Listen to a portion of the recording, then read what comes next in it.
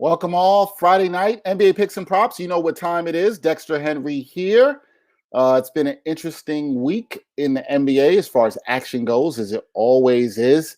A lot of talk, some great matchups this week. Some games we'll get into today. We're getting closer to the playoffs. We're under 5 weeks away from the start of the playoffs, the play-in tournament, that is. We'll talk a little bit about that coming up on NBA Picks and Props. So lots to talk about today going around in the NBA. Want to introduce my guys today with me. Got my man Gerard Hector. Gerard, how you doing, man? How are things uptown? Can't complain. Sal, how come you ain't got no brothers on the wall in your pizzeria, man? Good. Yo, you know what annoys me about wearing this shirt? You know what annoys me about wearing this shirt, man? What's up? I wear this shirt a lot of times, and people, certain kinds of people, look at me and they're like, "Who's Sal? And who are you boycotting?" And I'm like, come on, come on. You had to have seen Do the Right Thing. You had to see it. Eric, what's up, man? We see you in here. I was a DNP last week. You were right. This week, Murph is a DNP. He will be back with us next week. But introducing the last but not least, our resident Miami Heat fan, Brian Fonseca. Brian, what's up, man? How you doing? Rest in peace, DMX. Yes. We got that news earlier, so wanted to mention that at the top of the show. We can do a whole hour on his influence and things of that nature. And for my money, and I wrote about this today, nobody in hip-hop history had better hype music than DMX did. So just thought I'd mention that at the top of the show. Otherwise, doing quite all right. Yeah, R.I.P. to DMX. Our prayers, condolences out to his family, the whole hip-hop community, definitely in mourning today. And for us who are fans of hip-hop, definitely appreciative of his work. The energy he brought, I'm in agreement with Brian. I'm not sure anybody had better hype music than him. We were talking earlier today in the chat. Gerard was going back through a playlist while running. It was like, yo, he had some bangers. And then I was working out today with my boy, and I put on the X playlist, and I was just like, and I've been really jamming to it all day, and I'm just like, man, it's taking me back to high school and just enjoying that aggressive energy that Brian Fonseca could absolutely appreciate. Sure. Man, that's for like X. Like I said this in the chat, right? Like, so It's Dark and Hell is Hot came out in '98, so I was a sophomore in college, somewhere around there. And I just remember hearing it and being like, "Yo, who is this dude?" And I remember recognizing him so early. And I said this in our chat.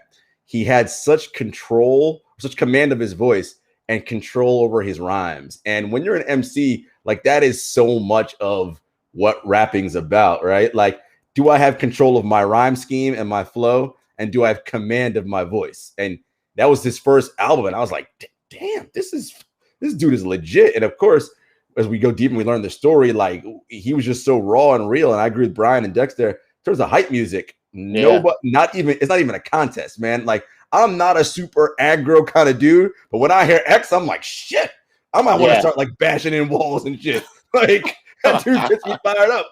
Yeah, you know what the thing is too? Like, it wasn't just the pure aggression. It was also like he had bars while doing that. There are a lot of people who just do it and just make hype music or pop music for the sake of making pop music or hype music. Like, he actually had bars in pretty much anything he did. Like, I think even sometimes he can be underrated at that because of some of the commercial success that he's had. Not to get into a hip hop discussion, but it made me think with Gerard saying that, it makes me think, where is the hype artist of this era, right? And, back then there was DMX, and the other person I'd probably put up there with him is Busta Rhymes in terms of hype music or music that will get you hyped. But I'm with Brian. X just had more of that realness in those bars than Busta. Sorry to my East Flatbush brother, but, I definitely love that. So it's just for that era, that energy, and now you work out to this music. Gerard's running to this music.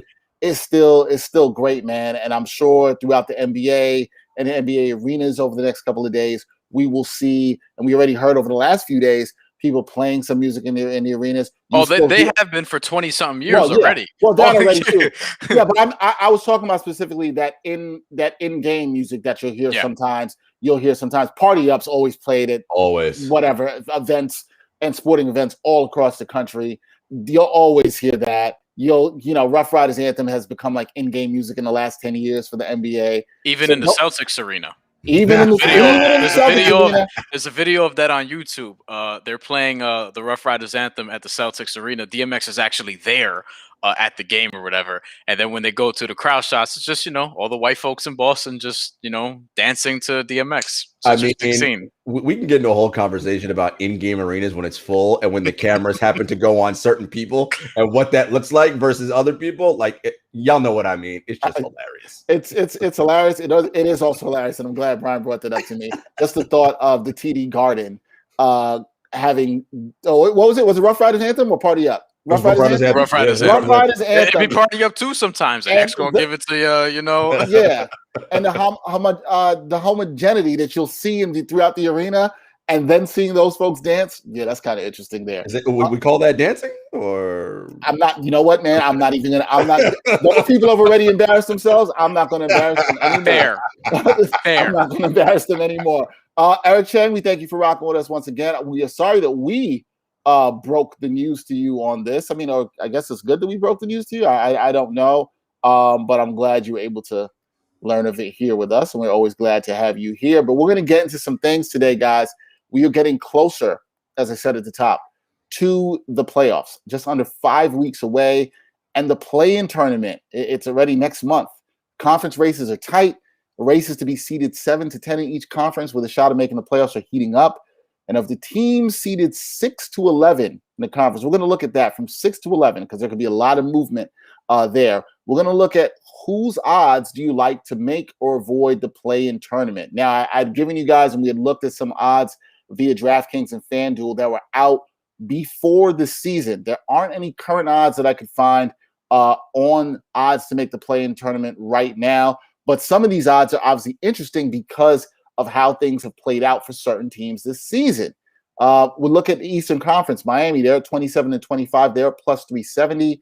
Boston, 26 and 26. That's a team that Gerard would absolutely bet on. They are at plus 410. That was before the season. The Knicks, plus 600. Indiana, minus 115. Chicago was plus 155. And Toronto, plus 280. In the West, this is 6 to 11, guys.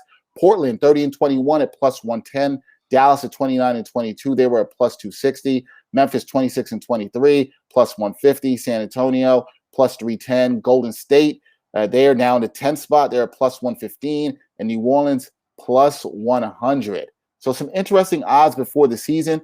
You look at a team like Boston, or you even look at a team like Miami and their odds. I think a lot of people thought Miami would be nowhere near this conversation in terms of the play-in tournament, and rightfully so. But they've slipped back. I think Brian would say, I don't think they're going to be in the play-in tournament. I see his face already smiling right now. I'm going to start with you on the Heat before we get into some other teams. Are the Heat in any danger of being seeded anywhere from 7 through 10? I mean, conceivably, yeah. But if I'm any of these teams, how confident am I that the Charlotte Hornets and the Atlanta Hawks are going to hold me off? You know what I mean? If not for this, win streak that we didn't see coming with Atlanta, as soon as they got Nate McMillan to be the head coach, they wouldn't be, at the 5 seed right now, which is where they are, and Charlotte's at the 4. I don't think either of those teams are going to stay out of the play-in in that way. They're both barely ahead of Miami and Boston as it is. Miami is a team I think is going to be able to avoid the play-in. Boston, I mean, you would think, but I just don't really know because they're still so very up and down, and we could pretty much say with about 20 games left in the regular season that this is who they are. So I don't really know who I expect to sort of avoid the play-in that's right there, but I think that Charlotte and or Atlanta should be dropping in there. So I would say that Miami's going to probably avoid it, and I guess I would go with Boston just based on the confidence that I don't really have on any of the other teams to rise up, because I'm looking at either Boston or probably the Knicks right after. Boston. Let's talk about that, Gerard. We know how you feel about the C's. Do you have confidence in them rising up? I tend to agree with Brian that you're probably going to see one of those teams, Charlotte or Atlanta, most likely Charlotte, drop just because of injuries. LaMelo Ball, Gordon Hayward, most likely you will see them drop.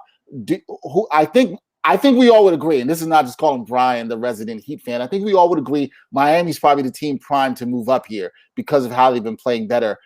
Do you think Boston can do that too? Can they move up as well? Or do you have trepidation, and are you going to keep the same energy that you always have for the C's?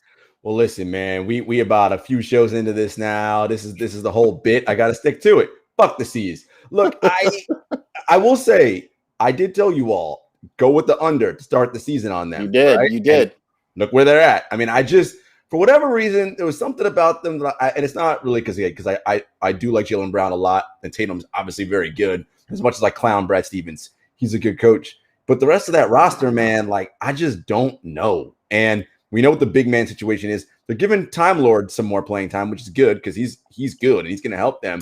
But as far as who they are as a team, look, and this is not about crapping on Kemba, but injuries are not like, yo, it's not it, right? That's not helping them do what they need to do. And it's just unfortunate. So yeah, if I'm looking at this, Miami is the team of that grouping that I'm the most confident in.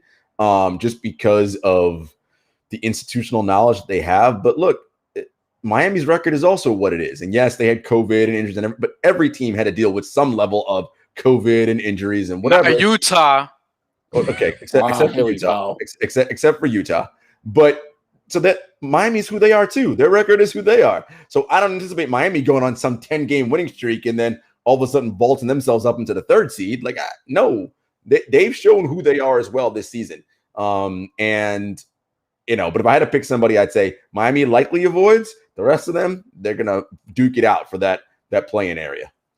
Okay, let's look at the West, guys, because the West obviously really tight as well, too. I mean, this has been a ridiculously bunched up season with everything that's gone on with COVID, et cetera, et cetera. Portland has played well for most of the season. At some point, they've been as high as 3. They're now at 6. Dallas has been coming on strong with Porzingis getting healthy. You got your boys in Memphis, Gerard, San Antonio. They've been hurt by a lot of cancellations, and now they've had a tougher schedule in the second half of the season. You can say the same for Memphis too. Golden State, New Orleans.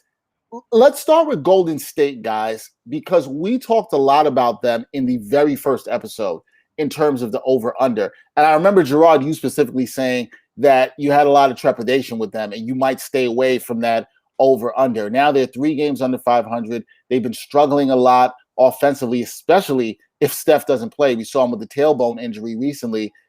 Do you guys like them as a lock to make the play-in tournament? I don't think they're a lock by any strength. Can they even get up to 6 right now? Or are we looking at the Golden State Warriors in the play-in tournament at best? You have to look at how they play their games. When Steph Curry is on the floor, they are a fantastic offense, right? In terms of points per possession, they are among the best in the league. When he's off the floor, they're worse than a G League team. They are horrendous. Damn. And Steve Kerr said, we're not chasing wins. It's about, okay, well, when he is off the floor, you literally have nothing to work with within the way in which you like to play basketball, which is this motion offense, beautiful passing and all that. The players you have, you don't got Kevin Durant, Klay Thompson, Andre Iguodala, Sean Livingston, Leandro Barbosa, all these super high IQ guys that know how to pass, cut, and move and do all that beautiful ball movement. The rest of these guys don't know how to play like that. And that system ain't working for them. You got to run more pick and rolls with Steph and Dre and Steph and Wiseman and just, let Curry go nuclear, right? But if you want to win games, because the way that you're playing right now, you're not playing at a level that's going to allow you to do that. And I know that he's building for the long term, but the reality of this is this team is not a one Klay Thompson away from being a contender. Like, no, they lived in rarefied air for 5 years, going to 5 straight finals. That shit ends at some point. It ended. Now you're living like how everybody else in the NBA lives, right? This is just what life is like. And until they figure out how to get better players on the roster, this is just what it is. So no, there's no guarantee they even make the play-in tournament. Wow, that statement that they might not even make the play-in tournament. How do you feel about them, Brian?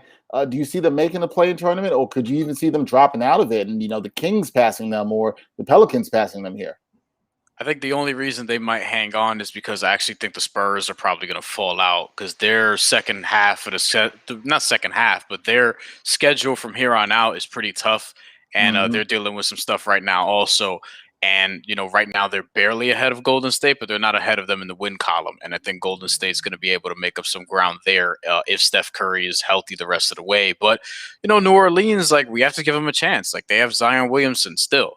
And say what you want, but he's actually been playing a little bit better. I still don't really like watching them as much as some other people probably do, because their style's a little bit clunky. And, we've talked on here with Murph about, Stan Van Gundy probably being a mistake hire. We'll see what happens over there. But I think that New Orleans, like with Zion, with Brandon Ingram, with Lonzo, should be able to get in this play-in. With Golden State, I'm just not too sure. I think that they have to rely on Steph Curry a lot because they don't have much else. James Wiseman's been a little more up and down than you would have liked to see in his rookie year. He's somebody that I thought was probably going to be the rookie of the year coming in. And based on the raw talent, he should have been, because in Golden State, like the way they play, he should be able to just kind of walk into 15-10 with the abilities that he has. And he hasn't really done that. He's also dealt with, some injury stuff and things of that nature. And he hasn't played a ton this year. But even when he's played, like you're hearing reports about how confused he looks on defense, and you're seeing it in games, and Draymond's telling him he's out of position and things of that nature. And these are the kind of guys that they have to rely on. So it's going to be slow. So I think they'll hang on to that 10 spot, maybe even come up to 9 and swap with San Antonio, but it probably won't be much better than that. Okay, so you guys don't have a lot of confidence in them moving up. Let's talk another team, Dallas. They're sitting at 7 right now. They've played better of late, although they had a horrendous loss this week to the Houston Rockets. I'm sure nobody bet on the Rockets for that. I mean, somebody did, and somebody's smiling somewhere. But before this season, their odds were at plus 260 to make the play-in tournament. I think a lot of people had them in as a lock for the playoffs. I think a lot of people had them probably seed as high as 5th or 4th in the conference. I still think they can be dangerous, guys, if you can trust, which you cannot, the health of Kristaps Porzingis. That is the key there, right? Do you think they're likely to get out of the play-in tournament situation and into a guaranteed playoff spot? Would you bet on them to do that? Gerard, you first. Look, you got Luka Doncic. You always got a chance, right? I mean, that's one of the playing wise anyway this season. He's one of the 5-6 best players in the world, at least offensively, probably top 5 for sure, right? I mean, so you have to give them a chance. It is about Porzingis, though, right? How healthy is he, and how well do they play defense? But they're kind of on a little bit of a roll right now, right? Luka had a slow start to the season, but they're kind of grooving right now, and there's institutional knowledge there, right? That crew's been together for a little bit now. They know how each other plays, and they've got experience from going to the playoffs last year. I like them to kind of go on a little run here, and they're going to hover, though, around that 5-6 range. They may get super hot and get up to 4, but, I mean, they're going to have to battle Denver for that. I mean, the West is loaded. Like, it's Utah ain't going anywhere, despite what Brian thinks, at least in the regular season, right? They're not – that record, they're not dropping down to 8. They are staying firmly planted at the top, and, it's going to be everybody else behind them playing catch. Phoenix, Denver, the Clippers, the Lakers, it's going to be tough to get in there, but I'd say they're going to hover around that 5-6 mark. Brian, before you touch on Dallas, I'd like to note that I think one of the things that makes it hard to bet in the West, Gerard kind of hit upon it just because it's so bunched and you have teams like Denver playing well, but also the Lakers in their situation with their health, and you might see them drop. So that might make Portland move up. It might make Dallas move up a spot. The Lakers, it's scary to think about this, but they might end up in the play-in tournament, or they might end up getting the 8 seed, and the Jazz, for their great regular season, may end up having to play the Lakers in the first round.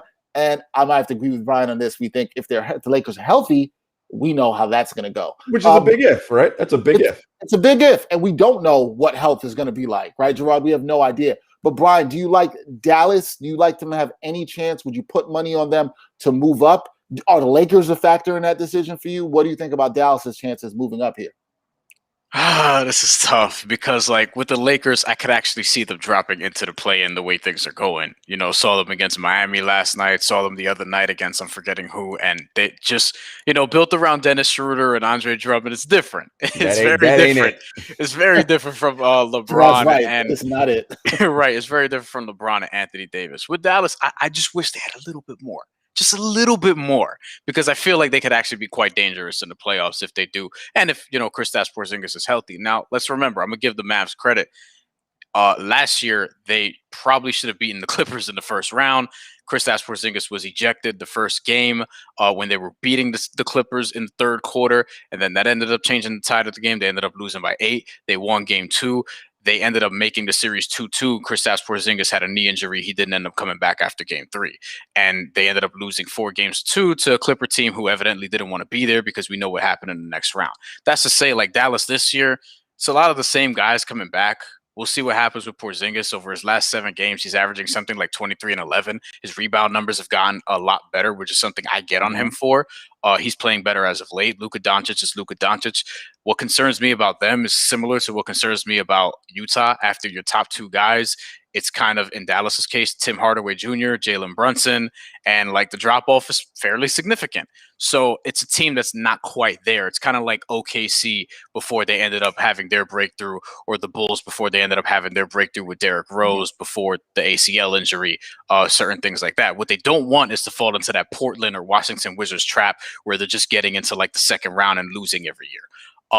We'll see. I think that they might be able to avoid the play-in because Lakers might drop into it unless LeBron and or Anthony Davis, preferably both of them, come back really soon. But, Dallas has won 8 of 11, and I like what they've been doing so far. So we'll see.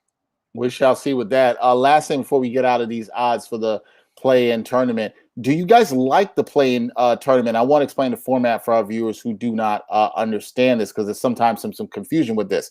The play-in tournament will be the team seeded 7 through 10 in each conference. Team seeded 7 and 8 will play a game. It is a single, it's double elimination for teams seeded 7 through 8, single elimination for teams 9 and 10. 7 will play 8. The winner of that game gets the 7th seed. The loser of that game will play the winner of the 9-10 game. The loser of the 9-10 game is eliminated. The winner of that loser of either the winner of the 9-10 game and the loser of the 7-8 game will then get the 8th seed. So that's how it'll go. So anything can happen in a play-in tournament at all. Anything. Somebody can get injured. We talked about health. Somebody can get really hot in one game. So it should bring a lot of excitement. Are you guys fans of this tournament? Are you looking forward to it? And do you think it adds excitement and intrigue as we get down to the final games of the season? I mean, it's good for the fans. I know the league likes it. It was pretty popular when we implemented it last year. The thing that I don't like about it is the idea is if you're a team and you've played well all season and you've locked in your 8th spot, but just because your conference is tough, the fact that I then have to be involved in a play-in tournament, and let's say a team like Portland, like last year, was super injured, all of a sudden Damian Lillard goes on a hot streak. Well, now he gets to beat me, and all of my work that I've done all regular season gets discounted because Lillard's been hot for 2 nights, right? Like that to me is kind of like a bit unfortunate, but it is what it is. Yeah, I mean, I liked it more before the season began, and now that I'm seeing the teams that might be involved, I'm kind of like, I mean, whatever. I'm looking at the Eastern Conference, and I'm like, do I really want to watch Chicago versus the Celtics? Definitely not. Nope. You know what I mean? Like at this point, before the season, I would have been like, ooh, that's actually interesting, even though I would have thought the Celtics would have whooped their ass. Now, for all I know, Nikola Vucevic, who's going to guard Nikola Vucevic on the fucking Celtics right now? You know what I mean? But even so, it's like, do I really want to watch potentially Memphis versus San Antonio, which would be the 8-9 matchup right now? So, I mean, it is what it is. It's just a roadblock, or not a roadblock, but it's just a stopgap before we get to the actual playoffs. So, whatever. Yep, we will be there soon enough. Except if the Lakers are in. Sure. Except if the Lakers are in. If the Lakers are in, that's shit. Popcorn ready. You know what I'm saying? Even if it's going to be Lakers Warriors. Well, not if I would love. Listen, not if you work for the league office. If you work for the league office, you are sweating it out, hoping the Lakers somehow don't get bounced because that's disastrous. Nah, but they're going to enjoy those ratings if LeBron is back by then, and it's going to be LeBron versus Curry in the play-in. You know what I mean? Like that's a different thing. No doubt. You're happy for the ratings, but you do not want the Lakers to not be in the actual playoffs. Like that's you know what you want as a basketball fan. Now that I'm thinking about it, you want as a basketball fan, you want either that, what I just said, Lakers Warriors, or you want Lakers versus Memphis, just so that Ja Morant could just go at the Lakers in the way that he does. Try to yam on Anthony Davis in the game. Get like 36 points, 12 assists. Maybe Jaren Jackson Jr. is back by then, and they give the Lakers a run for their money. Well, Gerard will give us another update in like 2 weeks, I'm sure. So yeah. Listen, man, y'all gotta stop messing with my guy, Triple J. Cut it out. All right. We want to see him because we think that Memphis team could be good. Yeah, we do. Listen, who you telling? I know. Yeah, we do. All right. On to the games. Games tonight. Let's be honest. I looked at the schedule of games. Not that great tonight. Not a great schedule of games tonight at all whatsoever. But I did pick 3 that I thought were interesting, and I picked these games and looked at it for us to discuss was they all have some sort of playoff, play-in, seeding implications, right? I tried to look for things that are going. We just talked about the Memphis Grizzlies. I don't think we've ever talked about them for a game in this show. But here we are. And I don't also think we haven't talked about the Knicks.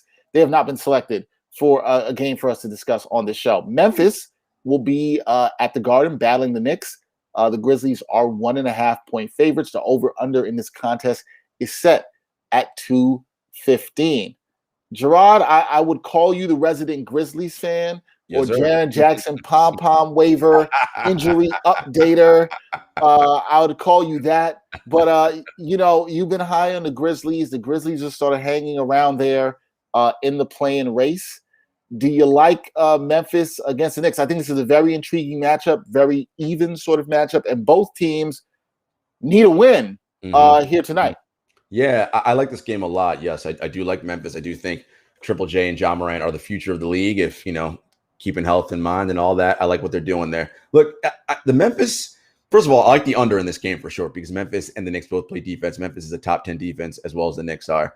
Memphis has been 9-1 in their last 10 against the spread. 6-2 is the away favorite as they are tonight. Knicks are 5-8 as a home underdog, and they've been a little shaky lately when I've been watching them. I don't know what's been going on. Like, there's been some regression to the mean defensively a little bit. If you've been looking at some of the advanced numbers, I'm kind of like, not really sure. But I like Memphis tonight. I just think, Ja's not scared of anybody. Dude goes at like all NBA cats. So he certainly ain't going to be afraid of nobody on the Knicks roster. He's gonna go out and do his thing, and this team they're a bunch of workman-like guys, right? Like Dylan Brooks and DeAnthony Melton, and these guys and Valanciunas, while he is, he ain't Vucevic or any of these other guys, but he'll just pound you, man. Next thing you look up, he's got 15 and 15, right? He's just that kind of guy, and I like Memphis, and I really like what they're doing over there. 62% of the money on the spread is actually on the Knicks. In this contest, the Knicks have been shaky a little bit, Gerard, and it's really been on offense and the ability to close games down the stretch. And I just think it's guys learning how to do that. Randle hasn't done it before. Barrett hasn't done it before.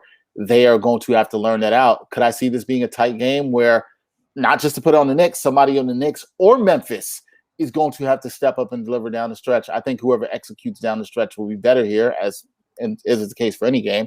But that's it. Brian, who do you like in this game? Do you like your boy RJ Barrett to break out and give that work to Gerard's Memphis Grizzlies?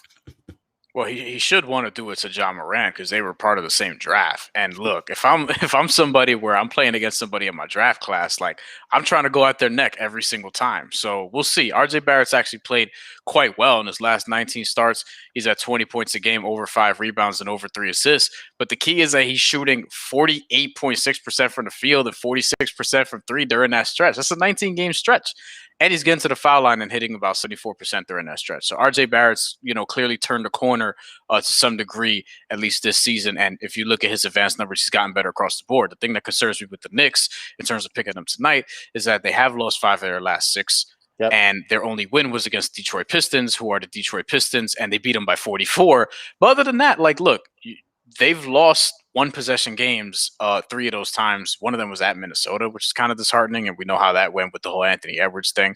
But, the Celtics and the Nets were the other ones. And look, the Knicks have just played hard and haven't been able to finish a game. So I'm not really sure where to put my money on it regarding that. I would probably lean Memphis because of the way the Knicks have been playing, but you could argue that the Knicks are due. And what I would also say is that, when it comes to Knicks games, just never take the over in terms of over-under, as we've talked about. So, I'm looking for a scrap. It's Jonas Valanciunas. You know what I mean? I think he's probably gonna get teed up at some point. Maybe he'll be a part of my $1 bet later on, and we'll see what happens. Yeah, this sounds like a game where you can get into a fight for sure. I can totally see that. Memphis 4-1 in their last 5. Average margin of victory is 14.5 points per game. Brian, you brought up the fact that the Knicks have lost 5 out of their last 6. Memphis, Gerard brought up the fact about how scrappy they are. 8 players averaging at least 10 points per game, including 6 that have appeared in all 4 games of doing so. So really impressive. And John Morant, RJ Barrett, we talked about, they rank 2nd and 3rd, respectively, in scoring among second-year players in the league. So both doing their thing. This should be a good matchup. The Knicks really need a win here. I don't like them against the spread. If I was betting this game, like Gerard, I would go with the over-under. I would take the under here. I think that is your safer bet if you're looking to win some money. This game, I think, is going to be a close one, a good one. I would stay away from the spread on that one. So Eric Chang, he's all in on this. I know. Let's go Knicks. I assume he's betting the Knicks for this one. I think our producer Greg probably would do the same as well here. All right, our next game of the night. Wait, B, I like what Eric Chang said here. He locked in Monty Williams at plus 350 for Coach of the Year, and he has a ticket from earlier in the year plus 2,500 for Quinn Snyder. No, you shouldn't hedge on anyone else. Those are the 2 Coach of the Year candidates. It's not going to be anybody else. It's them 2. Those are the dudes. The only other one you could probably consider is like Mike Malone, but maybe, it won't be. It will go to Quinn Snyder first before it goes to Mike Malone this year. So I think you're good. And Tibbs, they're falling too fast right now. If they were solidly in the playoffs and not the play-in, if they were 5 or whatever, I'd be like, ooh, Tibbs is your shot there. And I don't think they're going to get there this season. So I think the Knicks, Steve Nash ain't getting that shit. No, Nash isn't going to get it because his team's too loaded. So they're going to the voters are going to penalize him. It ain't you, Stevie. It's that. He's not going to get it. I agree with you, Gerard, on Tibbs. He would have to get the Knicks up to 4 or 5, and they would have to be, I think, at least 5 games above 500. Yeah. I wouldn't bet on that happening, although I'd love to see it happen. I wouldn't bet on it happening. I think they're going to just hover around 500. And look, as a Knicks fan, that's all you could have hoped for. And we told y'all to take the over on the Knicks, and they've delivered on that. So, it is what it is. All right, second game of the night that we'll talk about. Got the Philadelphia 76ers. They are 6.5-point favorites, and they are playing Brian's favorite team in the league, the New Orleans Pelicans. Brian can't wait to talk about the Pelicans. Over under for this game is 228.5. Philly, obviously, second in the conference, cruising along in the Eastern Conference. New Orleans trying to make sure they stay in that play-in spot, see if they can move up, but we know how shaky they have been. Any chance New Orleans, who their effort has been shaky as of late, any chance at all, Brian, that they bounce back here tonight and you might put some money on the Pelicans down in the Big Easy? Nah. That's just not. I'm just saying, like, New Orleans has been one of the teams this year where it's like I'm putting absolutely no money on any game they're involved in, unless I'm going the other way, because I just don't really trust them. Philadelphia, to their credit, they were able to be stabilized without Joel Embiid, and now Joel Embiid is back. And just when I was wondering, I'm like, I wonder if he's still going to be in the MVP conversation. And then, he had a Joel Embiid-like game against Boston last time out. Where he had, I think, 35. I think he only had 6 rebounds. But look, this is somebody who's still averaging 30 and 11. And I don't know if he'll win over Jokic, but he's going to be in that conversation. He should be up there. With that said, I would take Philly here in terms of the over-under. I could actually easily see this being under type of game. So that's probably a stay away from me, at least that portion of it. But I'm leaning with Philadelphia because I just don't really have much confidence in the Pelicans. Wow. Our producer, Greg, just sent me a headline, which – yes, ridiculous. Zion versus Embiid, round 1. This was a headline from SB Nation. Come on, let's slow down on that a little bit. That's a bit much. Gerard, any belief in putting any money on the Pelicans tonight? I mean, this game is so interesting, right? Both teams are barely 500 against the spread in their last 10. I mean, Nola, that defense is horrendous. I think it's 27th in the league in adjusted defense rating, or 28th, excuse me. They're coming off that beat down in Brooklyn. Granted, it was 5th game in 7 days, but still, BI and Hart still out, so that's a problem. They do have size to throw at Embiid and Steven Adams, and I mean, Jackson Hayes will probably get broken in half, but that's what it is. Because Embiid's a monster. Yes. Look, the 76ers have to keep pace with Brooklyn, right? Because seeding is going to matter in the Eastern Conference, and Milwaukee would like to, but then they got some issues right now. They want that 1 seed because you don't want to have to play both those teams to get out to get to the NBA Finals. You'd rather only have to play one in the conference finals. Right. So I think Philly's going to be guns blazing tonight. And actually, Brian, because the Pelicans defense is so atrocious, I like the over. I think Philly might just fill it up and rain it on them, right? Like this might be hitting threes from everywhere. So I'm going to go Philly and the over. I think that's fair. I'm with you on that, Gerard. I like Philly and the over here. I would go with that for sure. Philly puts up points. They put up 114 per game. And I think, when they get a team that doesn't play defense like the Pelicans, that should be a lot higher. The Pelicans can score some points themselves, but they're going to give up a lot. So I like the over for that contest for sure. All right, our third game of the night. We talked about the Spurs earlier, how tough their schedule is following all the games they had missed due to people being out for COVID and that were canceled earlier in the year. They are in the Mile High City taking on the Denver Nuggets. The Nuggets, who've been playing excellent basketball, especially since the acquisition of Aaron Gordon. They are 8.5-point favorites here in this contest. The over-under for this is 220.5.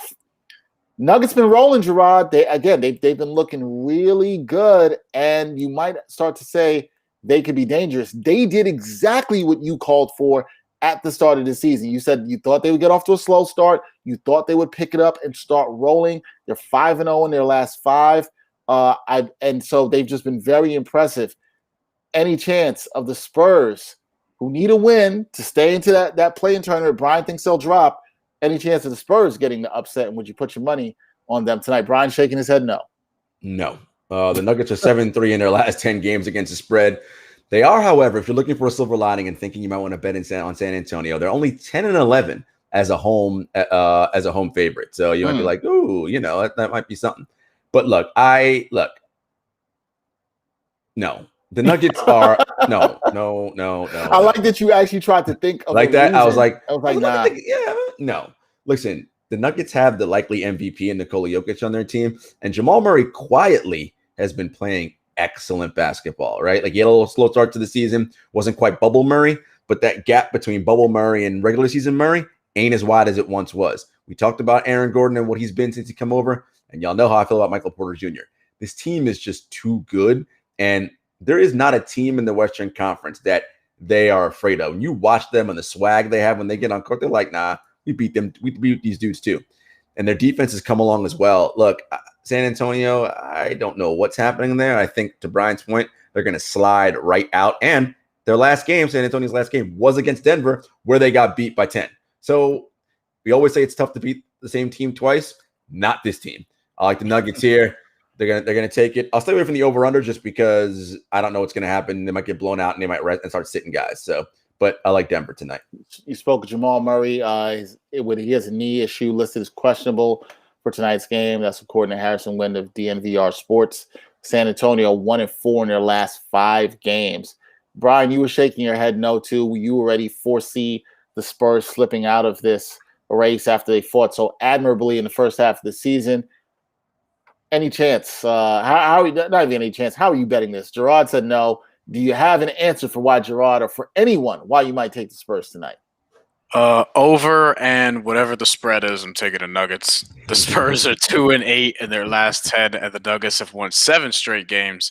I don't know. I don't think they've even lost since they've gotten Aaron Gordon. They have not. You know what I mean? And right now, like, you can make a pretty convincing argument that they should be the favorites coming out of the Western Conference, if not the favorites to win the NBA Finals altogether, because they don't just have Nikola Jokic. They have, to Gerard's point, Jamal Murray has actually picked it up and is playing a lot better as of late. Aaron Gordon has made an immense impact as far as like trade deadline and acquisitions. He's been easily the biggest one.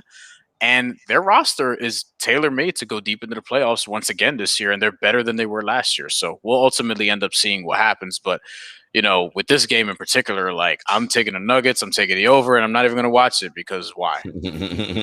All that said to me is I know Brian has more faith in the Denver Nuggets than he does in the Utah Jazz. That is absolutely for sure. You can just hear it in his voice. What Rudy Gobert gonna do with Nikola Jokic, yo? What Rudy Gobert gonna do with that one-legged fucking off foot 18-foot jumper that shouldn't go in that's always wet. What's he gonna do? You know what I mean? He's gonna rotate to the other guy. Like, no, get out of here. I'm so excited for when we start actually doing playoff shows and breaking down matchups and talking about individual playoff games. Oh, I'm gonna be talking about these matchups. There's some players in particular I can't wait for us to discuss. That's Rudy Gobert. If that matchup happens, that's going to be fun in one of them. And then I saw an article today, guys, in which somebody asked if playoff P was back. And I was a little annoyed about that because I was like, how are you going to ask if playoff P is back and it's not even the playoffs? Like, let's just wait till the playoffs to see that. But right. We'll see. What does that even mean? I don't know. Got that from a commercial. Yeah, I don't know. It wouldn't even playoff P in Indiana. I don't know. I have no idea. I don't know. Just want to remind all our viewers tuning in with us, if you like this show, please hit the subscribe button. We would gladly appreciate that. Please support the Props Network, and propsnetwork.com is a place where you can go to shop around for your NBA bets. Remember, you want to bet responsibly, 21 plus to bet online. If you or someone you know has a gambling problem, call 1-800-GAMBLER today. Also, if you're going to be doing that, you want to gamble, want the best way to look at betting lines around the NBA, you can use the propsnetwork.com live odds comparison tool. All you got to do is you go to propsnetwork.com/NBA. And you can see there's different spreads and payouts from all the best legal sports books. And it's all in one place, all at the propsnetwork.com. All right, guys, third segment of the night. You know what that is, to parlay or not to parlay. Parlays this week also where, I like to use the word tantalize. You want to get those parlays that tantalize you. Maybe you want to put some money, on this. I did not get that feeling in terms of tonight. It didn't. He just didn't do it for me. But we'll see how you guys feel about it. First one, we talked about some of these players already. Jayson Tatum, Eric Chang's boy, who he says he thinks doesn't really do anything to make other players better. That's another discussion, probably for later or another day. Julius Randle and Anthony Edwards, all to score 25 plus points. The odds in this are what I call slightly tantalizing, plus 725. Do you like this? Brian, I'm going to start with you. Would you put some money down on this parlay? The odds are good enough for me to take a chance on this because they're so high. Like, one of the things we've talked about in doing the parlay or not to parlay is that a lot of times you'll see these enticing sort of like numbers or whatever, and it's just plus 300. It's just plus 420 or whatever. And this is actually at a number where I would consider it. Now, am I fully confident that it's going to happen? I mean, it could, but the problem is, like, Anthony Edwards he's playing better, and I know Gerard's with me on this because he's nodding his head. Like, am I going to put my money on a rookie not to fuck this up? You know what I mean? And Julius Randle hasn't, he's still playing, well, mostly, but he's not quite where he was earlier in the year. So I'm a little bit less confident in picking him now, although I still, I love Julius Randle and what he's done this season. He's probably still the most improved player in my estimation. But, just sort of looking at it for what it is, I mean, we'll see. And then with Jayson Tatum, like, okay, he's probably the one I'm most confident in, but I'm not like fully confident in him that he's going to get to 25. But, I would say I might take a shot at this because of the numbers and because of the potential payout. I just won't put a ton on it. Well, words of wisdom coming from Eric Chen. He says, laughing out loud, you feel as confident as you can on plus 725, which is like, hey, these odds are pretty good. You gotta go. You gotta go in. Fair. Gerard, I think it's a fair point. Gerard, are you having that energy when it comes to this parlay? Yeah, I mean, look, with parlays, we know they're hard to hit because you need 3 things or more to go right, and it's just like that's luck of the draw. Look, man, 725 is a great number just because you're like, all right, like. I could make it with that payout. But again, being a plus 725 tells you the likelihood of it happening. Probably not likely, right? But right. It's in that area where I'm like, good enough odds for me to go on. Like Brian, the one who concerns me the most, because let's be frank, they all concern me just because it's the NBA. Like, Tatum could have a crappy night shooting. Julius Randle, I don't know, like all of a sudden gets foul trouble, whatever. But Anthony Edwards is the one who scares me the most. Obviously, because he's a rookie, but also as our host Greg brought up, D'Angelo Russell's back, so he's going to take a lot of Edwards shine, right? So, but at plus 725, when you're going parlays, man, you got to look for things that like, all right, I think this is one where I'm willing to take a flyer, so I'm good on this. Plus 725, it's worth it. Yeah, I'd be willing to take a flyer on this. Anthony Edwards absolutely scares me. I like some of the matchups for the other two guys in terms of Randle and Tatum, who they're playing against tonight. So I feel better about them. But Brian made the point that Julius Randle, his shot has not been as great in the last 6-7 games as it has been. He had like some 8 for 20 games or 8 for 22. So you never know if he doesn't get to the line enough. That hurts you. Maybe he has a 22-point night instead of a 25-point night or more. He needs a 26-point night. So yeah, look, it's 725, so I'm rocking with Eric Cheng on this. You got to feel as confident as you can. 725, baby. You got to throw some money down on that and hope for the best. You know what I mean? Just hopefully you don't throw too much money and it hurts you too much. But because I guess what if none of us want to say is, look, you don't want to put a lot of money down and you're banking on Anthony Edwards to score you 25 plus points. That's probably not a good thing. Probably not a good thing. All right, next parlay. Pacers, Knicks, and Celtics all to win. The Pacers, we didn't talk about them. They are at Orlando tonight. We talked about the Knicks. They're hosting the Memphis Grizzlies. And talking about the Celtics are playing, they have Minnesota. So you got, Anthony Edwards also going up against Jayson Tatum. So if you thought about the last parlay, they will be squared off against each other in that matchup. How are you guys feeling about this? I feel like your energy, Gerard, should be F the C's. So you might not trust them in this parlay. The odds in this are plus 300. Enough to get you in or no? Our host is telling us that Brogdon, Sabonis are out.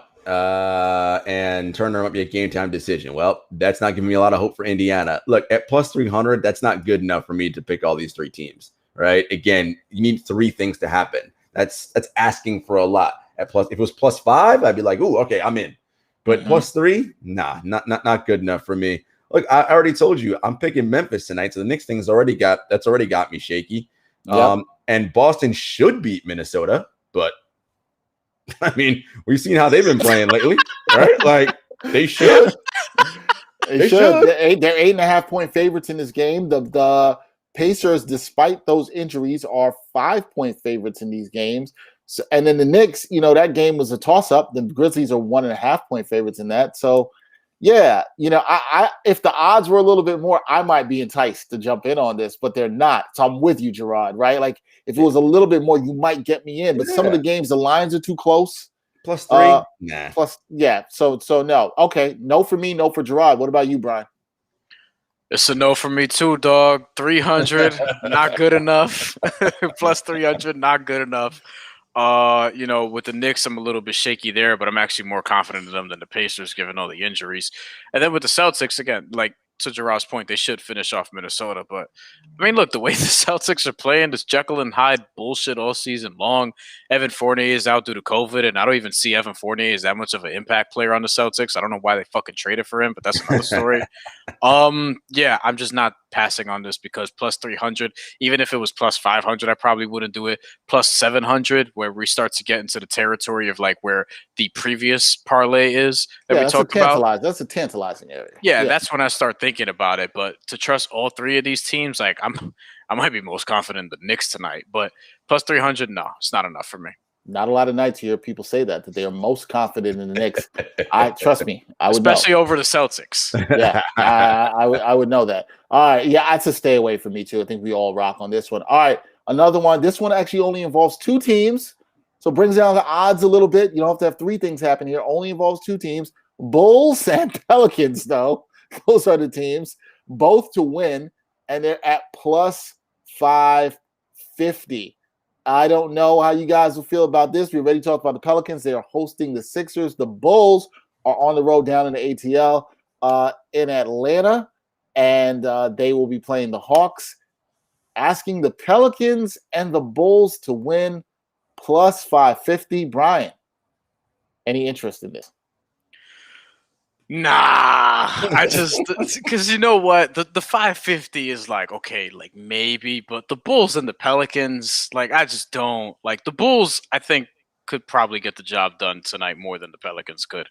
The Pelicans, we've already talked about their game, and I just don't see how they're going to win. So I'm not even going to spend a lot of time on this and try to like talk around it or whatever. It's just the plus 550 is cool, but right now, like I just don't trust the Pelicans or the Bulls, but especially not the Pelicans. I thought you were going to have one of the moments Gerard had earlier where he tried to think about it and then realized like, nah, it's not going that way. So I'm just going to move on and say no. Gerard, are you going to save us some more time and not even have one of those moments here? So I have like my show notes so I can take notes and do my research. Right next to this game, I have in big red letters, nope. So moving on. Moving on. That's it for Parlay or to not Parlay, folks. Where the parlays this week were whack. Absolutely whack. They just did not, just not doing it. All right. On to our last segment of the night. That is Keep It 100. You know how this goes. Everyone has $100 to bet on however they would like. I would say games, but sometimes Brian bets on violence. Sometimes Murph, when he's here, will put on a little bit of college basketball action. It's however you want to spend your $100. Bet, keep it 100. This is how we do it. Gerard, I'm going to start with you. How are you spending your $100 tonight? We're going all parlays again tonight. Feeling good, trying to make me some money. Okay. $25 on Cat to have 30 points and 15 rebounds. That is plus 675. Look, it's the Celtics. Their interior big man situation, we talked about that. It is Karl-Anthony Towns. He has the capability to do it. At 675, I said, why not? This is worth it. Let's go for it. Jayson Tatum, Julius Randle, and Anthony Edwards, all to score 25-plus points. The only reason why I'm doing this one is because it's plus 725. Got to do it, man. So I said, at plus 725, I got to do that one. So I'm in on that. Karis LeVert and Justin Holiday, 2+ steals, plus 400. I like it. I mean, they're going to be playing. They're the only two dudes that are playing for Indiana tonight, apparently, with all the injuries they got. That's a good one. That's a good one. So they got to do something. And then this one's a little interesting, too, at plus 725. I just had to do it because of the odds. Ben Simmons tonight, 15 points, 7 assists, and 3 steals. So all parlays tonight. All parlays. Okay. Brian, what you got tonight? We know there's going to be some violence, so let's go. All right, I'm going to start with the basketball stuff. We got plus 725 on the Tatum, Brown, Edwards thing. I'm going to put $10 on that. I'm going to pretend that the Denver Nuggets win the NBA championship because, you know, their odds are probably going to get shittier and shittier in terms of the payout you could possibly get. Now's a good time to get in on that. Yeah, you got to bet on multiple teams. Now's a good time to get in on it because they're probably going to keep surging on their way to at least the Western Conference Finals at this point. So we'll put 10 on that. We're going to go $9 because, you know, I got the 1 later on. So we'll go with the 9 right now. The 9 is going to be on Bobby Portis to win 6th man of the year. And the reason is because he is plus 15,000 on DraftKings right now. For some reason, I don't know why. Jordan Clarkson is still like the heavy favorite and he's sort of dipped off, but the 6th man of the year, you know, race is not really that interesting this year, but I'll go with, you know, Bobby Portis because he's actually been quite good in Milwaukee. It's just people have Milwaukee Buck fatigue so far this year. We're going to go to baseball. $10 on the Mets sweeping the Marlins and finishing that out. We'll see what happens over the next 2 games this weekend. Now we're going to go over to one of my favorite events of the year, WrestleMania. Oh, Lord. I knew that. I knew there we go. It's not even a sport. We got, huh? Yes, you heard what I said. Yes, you heard what I said. We know what I said. We're not doing this right now. Yeah. $30 that Becky Lynch returns on night 1 because she just posted like literally an hour or so ago on Instagram a Instagram photo of her working out in Tampa, Florida, where WrestleMania is, and on the caption, when you look at the first letter of each word, it says night 1. Which tells you that she's probably going to return during night 1 of WrestleMania. So I'm drawing that correlation. Can we pause? Can we pause here for a second? Gerard, are you excited about this in any way? No. I asked Brian the other day, will The Rock come out? If he does, let me know. Otherwise, that might get me to tune in. That will get me to tune in. That might happen. He might. Go ahead, Brian. Almost done here. $20 on Bobby Lashley retaining the WWE Championship against Drew McIntyre. Bobby Lashley only the third black champion in WWE history. Hopefully he continues that run.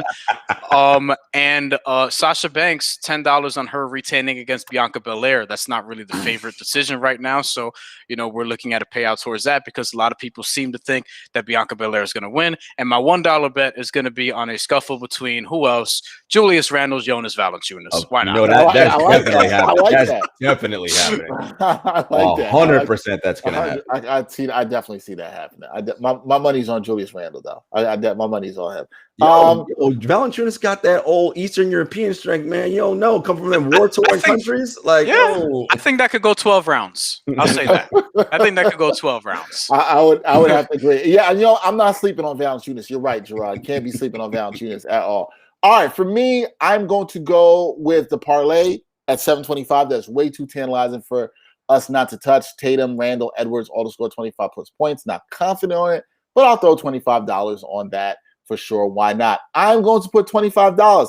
Eric Cheng put the battery in my back. He had the Let's Go Knicks talk going. I'm putting 25 on the Knicks to win outright. F the spread. We're going outright on this. Knicks got this. They're going to get it done. They're going to execute well down the stretch. RJ Barrett's going to step up. Brian's going to be texting me talking about, see, well, I'll tell you about RJ Barrett. And I'm going to be like, yo. I've done that a lot, by the way. Yeah, a lot. And I'm going to be like, yo, I'm happy. Help me win some money. So that's all good. Sounds good to that. We're going to go with $25 on the Knicks. Another $25 I'm going to go with the Washington Wizards to cover the spread against the Golden State Warriors tonight. Gerard talked about how he is not confident in the Warriors in the way they've played, especially in times when Steph is off the court. They've been shaky. They've also been shaky defensively. They are 5-point favorites, the Warriors, that is, in this game. But I think this is going to be a close one. I wouldn't be confident enough to pick the Wizards to win outright here because they're the Wizards. But I do think they might keep this under 5. So I'm going to put $25 on the Wizards here. And lastly, I'm going to go with another upset pick at $25. I'm going to go with Charlotte at Milwaukee. I'm going to take the Hornets here. Throw $25 on them. The line here is only 1.5. Milwaukee's been dealing with some injuries. Charlotte might be wanting to try to get a win and stay where they are in 4-5, although I agree with Brian that they're probably going to slip. But I think they might come up with an upset here tonight in Milwaukee. So I'm going to put $25 on Charlotte. I know I'm probably being crazy putting this money on teams like the Wizards and the Charlotte Hornets, but you only live once, man. That's it. YOLO, as the kids say. As the kids say, YOLO. Brian's putting money on fake sports. What you gonna do? It is. And you know what? I'm not even gonna do it because then it'll be another hour into the show, whatever. Look, Bobby Porter's 6th man of the year. All right, we out here. Shouts to Brian saying the Mets gonna sweep the Marlins. Shouts to our guy Michael Conforto. Yo, man, he wasn't leaning in, just hit his elbow. Shit happens sometimes. What you gonna do? Look, man. Listen. Eddie Guerrero said it. Lie, cheat, steal, cheat to win, all that shit. You know what I'm saying? Like that's all it was to me. Like you get a win by any means necessary. I mean, Trevor Bauer saying the same thing right now with his baseball. So it might be a whole other problem. That might be a whole. That's a little more intricate. Michael Conforto was just like, let me see what happens. You know what I'm saying? Look, Conforto was struggling, and he said, "Yo, I'm gonna get out this slump and get this RBI." And no doubt, baby. Yeah, you know what I mean. I was watching the game, and I was just like, "Oh, not the most exciting way to win a home opener, but look, I'm a Mets fan. That was pretty exciting, though. That was pretty exciting. Yeah. Listen. A win's a win. A win's a win, man. You get a rush out of winning in that way. You know what I mean? In a different sort of way. It's kind of like something else that I won't say out loud. Especially because they play 162 games, man. That's a lot of effing baseball games. You got to find. You might even get good odds on Francisco Lindor probably getting his first home run in Citi Field one of these games this weekend. If you look at Francisco Lindor. Yeah, no, it could be good. But I didn't even think we talked wrestling and we talked baseball. It's WrestleMania weekend, dog. What do you mean? Yo, I gotta go back and look. When was the last time I was hype off some WrestleMania stuff? Like for real hype. Probably 13 or 14. Yeah, definitely. It's definitely back at them numbers. It was. What I always say about wrestling is for the people that like it, cool to you. But I feel like I grew up and was like, that's not. You weren't hyped for WrestleMania 17. That was in 2001. No, in college I definitely wasn't watching any WrestleMania. No, I wasn't. No, but you know what though? I was hyped for any time. Like I said, that would have been hyped. I was still been 2001 was the second Austin Rock main event. See, when Stone Cold turned heel, joined Vince McMahon. He beat the shit out of The Rock with the chair, and then that set off the whole WCW thing because they had acquired WCW days earlier. Yeah, see, it's for me, it's really just about like a character that I enjoy, and growing up, it was like I was in like Hacksaw Jim Duggan, these fucking like Ultimate Warrior. That was my dude. Hogan was whatever. Oh, he's hosting this weekend. But Hitman, Bret the Hitman Hart was my guy. Man. Yeah, Bret Hart. I was like, that's my dude. And then The Rock. I just like his one-liners, man. Especially when he would come at badass Billy Gunn. Those were always my favorites. Yes, like, anybody at Generation X, I'd be like, yeah. I like the wrestlers that had like. I'm with you, Gerard. Bret Hart and Ultimate Warrior. They just had the crazy style and swag, and just like I always like that. But I mean, Brian's been trying to get me to get back and watch wrestling. And I just look at it and I'm like, Taker 2 was my guy. You used to love Undertaker. When he first came out, I was like, look at this dude. He just retired not that long ago. Yeah. We talked wrestling for way too long. You gotta at least like catch some of the highlights. Like Bianca Belair versus Sasha Banks is gonna be fucking one of the best matches ever. That shit is gonna. You didn't even want to watch Kofi Kingston beat Daniel Bryan for the WWE Championship. I know what you're trying to do there. Listen, man, I root for everybody black. I do. There's no doubt about that. But that is. I ain't gonna pay for no WrestleMania. I'm gonna watch the wrestling. I'm rooting for Kofi Kingston. I'm here, brother. I'm here. You got for the Intercontinental title. You got Big E versus Apollo. Apollo's got a Nigerian gimmick now because he's actually Nigerian. But you have me nervous there. Yeah. I was gonna say what kind of gimmick? I'm like, no. What kind of gimmick we talking? No. He like his character just switched up because he was boring before, so he was like, all right, so now I'm gonna be this sort of aggressive Nigerian dude that has like two soldiers walk with me or whatever. It sounds like it would be patronizing in some way, but it's actually quite interesting. He's doing it in a way that makes sense. The accent kind of threw me off, though. I didn't know he had the accent, but it's natural. You know what I'm saying? It is what it is. Yeah. Okay. So what we've learned here is Brian will be watching wrestling this week. Gerard and I will not. for sure. What else is there to watch this weekend? Basketball? I don't know. Masters? I'm not getting down with Masters. I ain't watching no Masters. You know why? Tiger's not playing, and I have nobody to black to root for. Hey, there you go. You go. You probably do. You just, listen. Ooh, tennis. What's up this weekend? I don't know, but for golf, we just got like Chi Rodriguez. That's it. You know what I'm saying? Like that. Look, man, that's really it. Look, tennis, we ain't got much either. It's like Monica Puig, and I don't even know. So Brian, you only will claim someone that is Puerto Rican. You will not claim anyone from Spain or anything like that. You're like, nah, I ain't messing with them dudes. Well, Spain is different. They're European. Oh, I know. Okay, so, but I was asking. All right. Nah. But you know what I mean? Like, it's a little different over there. Hey, it's a little different. All right. It's a little different. Now, if you tell me there's some Grenadian wrestler, you might get me to turn on to WWE. Might happen. I think Big E Langston might be. I gotta check. Stop it. Don't stop. Don't try to entice me to do it. Stop. Don't. He's cool. Don't try it. All right, that's it for this edition of I was about to say Ain't Hard to Tell podcast because I'm so used to talking to Brian about ridiculousness about wrestling. But whatever, you can check us on that too. That's it for this edition of NBA Picks and Props. I'm running because I have an oxtail roti. Have you ever had an oxtail roti, Gerard? Have I? Listen, man. Listen, if you really know how to cook your oxtail, man, that is something. Which Dexter says he does. I do. Now, if I was eating meat, yeah, I'd be doing that, but I forgot you on the vegan lifestyle now. No, not vegan. Okay. Mostly plant-based. Very different. Plant-based. Sorry, very apologize. All good. Mostly plant-based lifestyle, which is good and healthy, and you should encourage people to do more of that if they can. But yeah, I've obviously had oxtail a lot of times, but not in a roti. So I'm about to try that for the first time.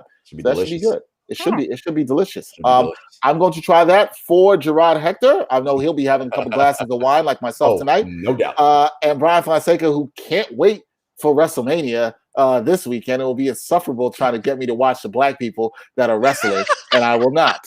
But that is that. We thank everybody for rocking with us this week. Murph will be back next week. We all will be here. Eric Chang, we hope to see you again back next week, and we hope that everybody bets well, bets responsibly, bet safe, and enjoy the games. Until next time, y'all. Peace.